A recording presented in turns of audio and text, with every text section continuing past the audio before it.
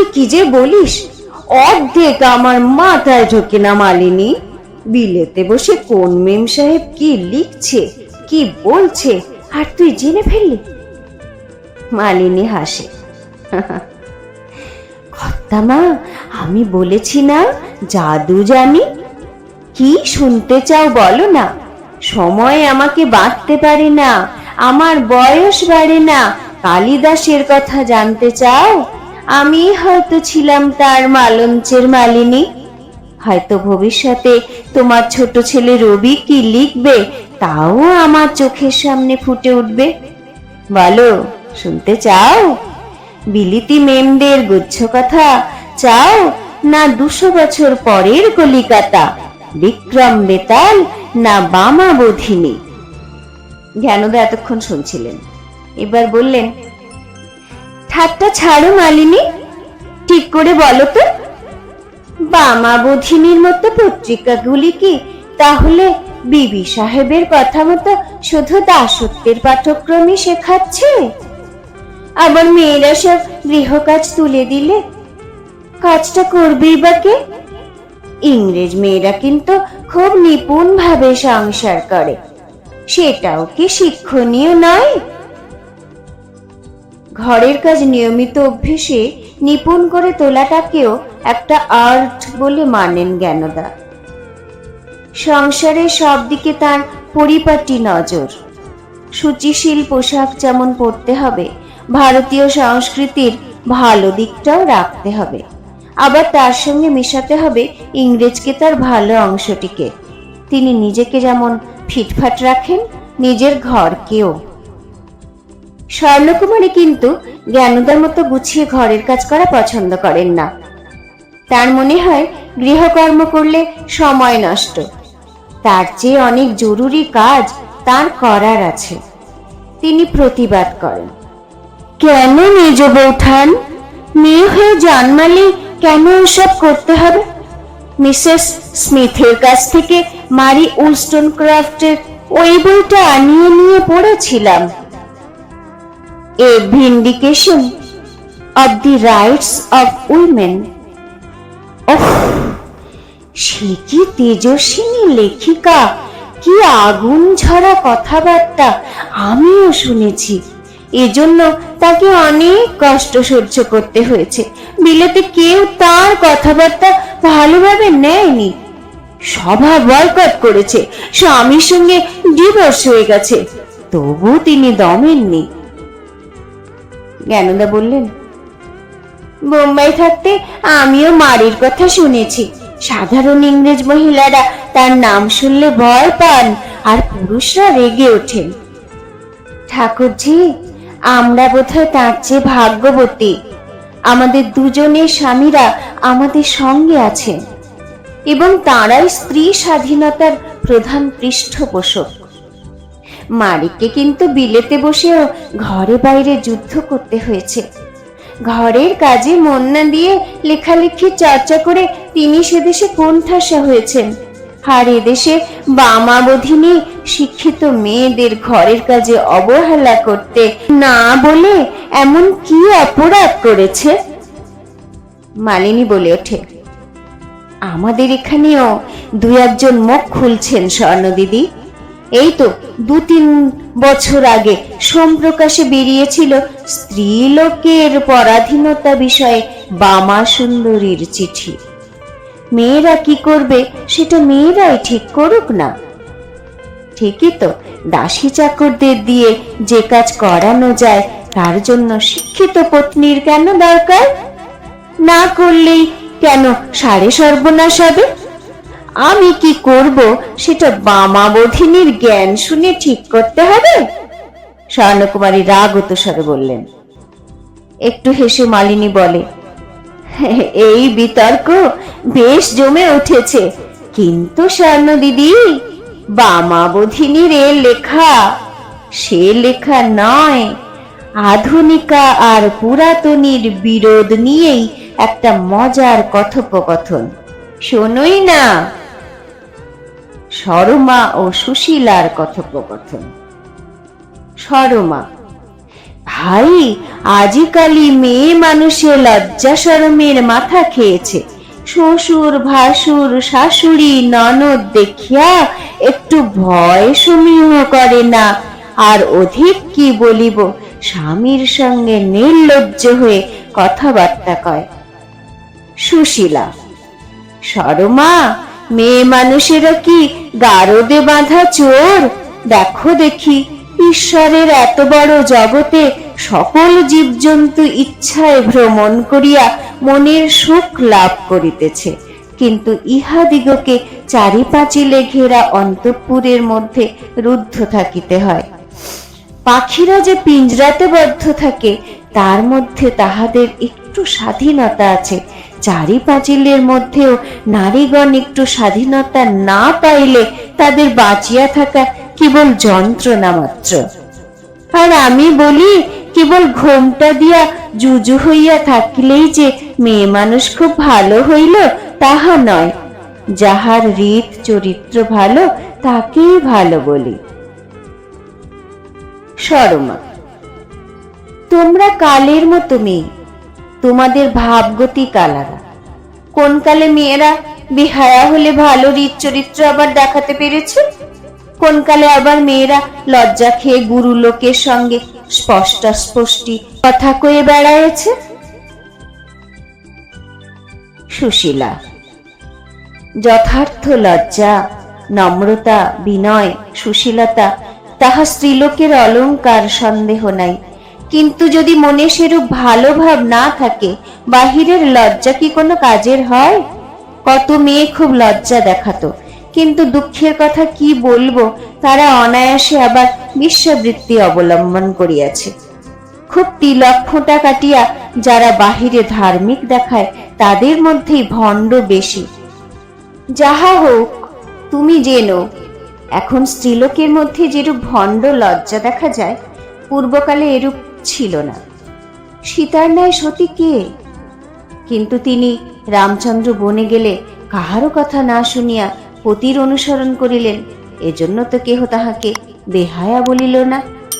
সাবিত্রী, দময়ন্তী প্রভৃতি যত বিখ্যাত রমণীর কথা শোনা যায়, কেহ তো পরিবারের মধ্যে ঘোমটা দিয়া বসিয়াছিলেন না।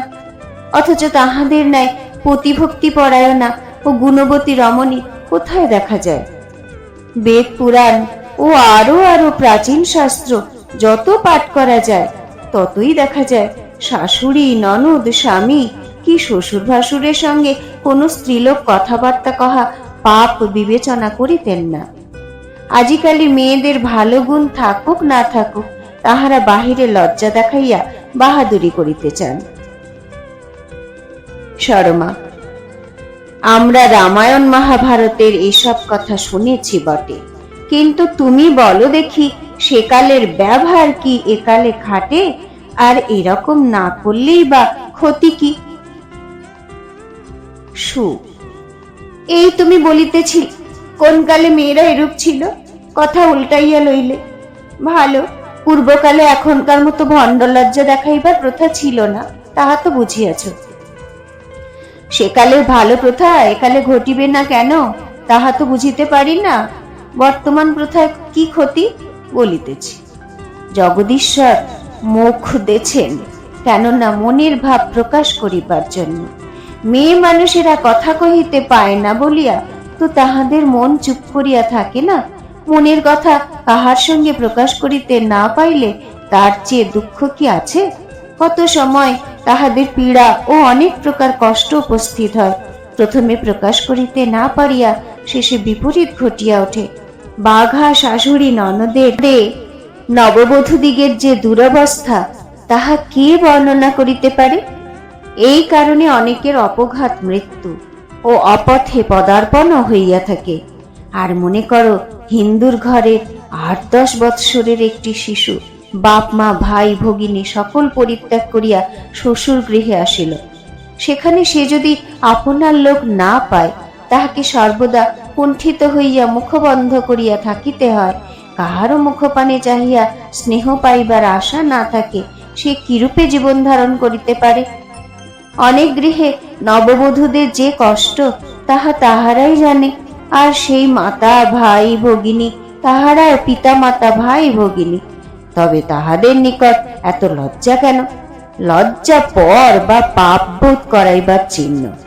গৃহ, পিতা মাতা ভাই ভগিনী আপনার সামগ্রী, সকল যাহা দ্বারা পর বোধ হয়, এমন লজ্জার ন্যায় শত্রু আর কে আছে? আর পিতামাতা ভাই ভগিনী আত্মীয়গণের নিকট সরলভাবে মনের কথা প্রকাশ করিলে তাহাতে যে পাপ আরোপ করে, তাহার ন্যায় কু আচার বা জগতে কি আছে? লজ্জা থাকাতে যাহার প্রতি যে কর্তব্য তাহা প্রতিপালন করিবার অনেক ব্যাঘাত হয়। স্ত্রী লোকেরা যদিও হীনবল, কিন্তু তথাপি তাহারা অশেষ প্রকারে পরিবারে সাহায্য করেন এবং করিতে পারেন। কিন্তু অনেক সময় কুৎসিত লজ্জা আসিয়া আপনার মতো অতি আত্মীয়জনের বিপদ, পীড়া ও দুর্ঘটনার সময় সাহায্য করিতে পারে না। কত সময় বধূ বা ভাদ্রবধূদের সম্মুখে শ্বশুর বা ভাসুর যদি প্রাণত্যাগ করেন, তথাপি তাহার হস্ত প্রসারণ করিবার ক্ষমতা নাই, একটি সান্ত্বনার কথা বলিবার উপায় নাই। এ কি সামান্য দুঃখের কথা? এ সকল শাস্ত্র ছাড়া, যুক্তি ছাড়া। সব লজ্জা দ্বারা অনেক ক্ষতি হয়, তাহার সন্দেহ কি? কিন্তু তুমি যে বলিলে ইহা শাস্ত্র ছাড়া, যুক্তি ছাড়া, তবে সকলে ইহা ধরিয়া চলেন কেন? এতদিনে স্ত্রীলোক লেখাপড়া শিখত না কেন? হিন্দুরা জাহাজে চড়িয়া বিদেশ যাইত না কেন? বিধবা বিবাহ মন্দ ও সহমরণ ভালো বলিয়া প্রসিদ্ধ ছিল কেন? দেশাচার ও কুসংস্কারে কি না করে? তবে যে প্রথাটি হয়, তাহার একটা না একটা কারণ থাকে। স্ত্রীলোকের নম্রতা থাকা উচিত। ইহা বেশি করিতে গিয়া এবং পুরুষেরা একটু আপনাদের কর্তৃত্ব বাড়াইতে গিয়া স্ত্রীলোক দিগকে জুজু করিয়া ফেলিয়াছেন। এ প্রথা কোন দেশে নাই, এ দেশেও থাকিবে না। আচ্ছা, বাড়ির আর আর লোকের সঙ্গে কথা কহুক, কিন্তু বলো দেখি, বউ হইয়া স্বামীর সঙ্গে স্পষ্টাস্পষ্টি কথাবার্তাটা কি ভালো দেখায়? পতি স্ত্রীলোকের গতি, পতি সুহৃদ বন্ধু সকলই। পতির ন্যায় আত্মীয় কে হইতে পারে? পূর্বকালে সতীরা পতির জন্য কি না করিয়াছেন, কিন্তু কি আশ্চর্য একেলে সংস্কার! এমন পরম আত্মীয় পতির সহিত কথা কহাও দস্য।